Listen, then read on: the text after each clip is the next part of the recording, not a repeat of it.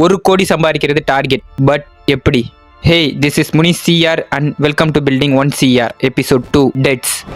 என்னோட லாஸ்ட் 10 வருஷத்தை மணியில் ஃபோக்கஸ் பண்ணாமல் ஃபுட்பால் பிளேயர் ஆகணுன்ற என் பேஷனில் பிளைண்டாக ஸ்பெண்ட் பண்ணதால் என்னோட ஃபைனான்ஷியல் போர்ட்ஃபோலியோ நெகட்டிவ் ஸ்டேட்டுக்கு போயிடுச்சு. So no savings, no insurance, no investments, no emergency funds, no gold. எனக்கு மட்டும் இல்லை, என்னோட அம்மா அப்பாவுக்குமே பரம்பரை சொத்துலாம் எதுவும் கிடையாது. Which means I don't have any unfair advantages. And few months before எனக்கு இருந்த கடன் ஜுவல் லோன், பர்சனல் லோன், கிராம விடியல் லோன், 2-வீலர் லோன், என் சிஸ்டர் மேரேஜுக்காக ஒரு லேண்டோட டாக்குமெண்ட்டை வச்சு வாங்கின 60,000 இருந்தது. ஆனால் எனக்கு கிடைச்ச சில வேலைங்களை செஞ்சு இதுல 2 கடனை நான் க்ளோஸ் பண்ணிட்டேன். பட் அன்பார்ச்சுனேட்லி நான் அதை டாக்குமெண்ட் பண்ணல. ஸோ இப்போ என்கிட்ட என்ன இருக்குன்னா 2,40,000 கடன். ஆல்சோ இதெல்லாம் ஓவர் கம் பண்ணிடலான்ற ஸ்ட்ராங் மைண்ட் செட், இதை அட்டைன் பண்றதுக்கான ரியலிஸ்டிக் கோல்ஸ் இருக்கிற பிளான்ஸ், மோஸ்ட் இம்பார்ட்டன்ட்லி அன்லிமிட்டட் இருக்க இந்த இன்டர்நெட்.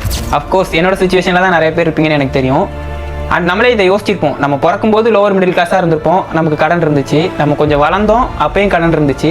நம்ம 20-30 வயசு ஆனாலுமே கடன் இருக்குன்னு ஓடிக்கிட்டே இருந்திருப்போம். என்னடா நடக்குது, ஒரு மயிலுமே புரிய மாட்டேங்குது அப்படின்ற ஒரு மைண்ட் செட்டில் நம்ம சுற்றிட்டு இருப்போம். அதுக்கான ரீசன் அதை நம்ம ப்ராக்டிக்கலாக அப்ரோச் பண்ணாமல் எமோஷனலாக அப்ரோச் பண்ணிட்டே இருக்கிறதுனால தான். So here after no sympathy, only practical approach and practical attack. And இந்த வீடியோட சம்மரி என்ன அப்படின்னா, எந்த விஷயம் நம்ம போர்ட்ஃபோலியோவை நெகட்டிவ்லேருந்து 0க்கு கொண்டு போவோமோ அதை தான் மேஜராக நம்ம ஃபோக்கஸ் பண்ணணும். ஸோ நம்மளோட ஃபஸ்ட் டார்கெட் நம்ம போர்ட்ஃபோலியோவை நெகட்டிவ்லேருந்து 0க்கு கொண்டு போகிறது.